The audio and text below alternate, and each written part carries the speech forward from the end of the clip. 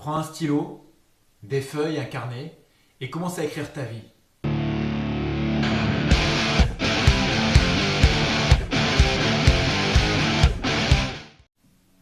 Je te dis ça parce que je me suis rendu compte, moi, à quel point ça m'a aidé de pouvoir écrire tous les jours.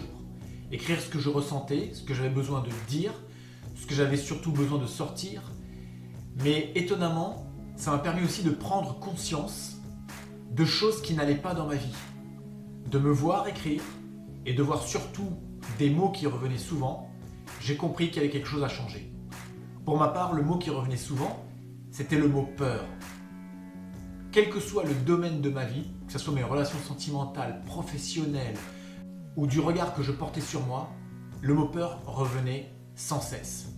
Donc si tu te mets à écrire tous les jours, le temps qu'il faut, le nombre de pages qu'il faut, tu verras que tu pourras visualiser et voir certaines choses qui sont gênantes dans ta vie, auxquelles peut-être tu ne pensais pas avant ou que tu gardais au fond sans vraiment t'en rendre compte.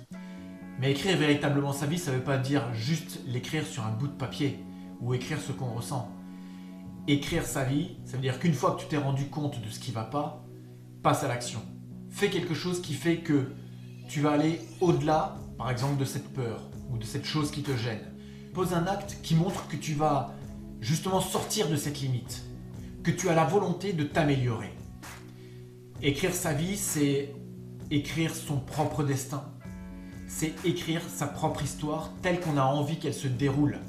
Et non pas rester spectateur ou être complètement soumis à ce que l'on ressent sans pouvoir rien y faire. Tu peux y faire quelque chose. Donc pour l'instant, la première étape, c'est regarde la chose en face. Écris. Et une fois que tu as écrit sur le papier ce que tu ressens, eh bien dans ta vie, passe à l'action pour véritablement écrire ton destin. Pour véritablement écrire ton histoire. Pour véritablement vivre la vie que tu as envie de vivre.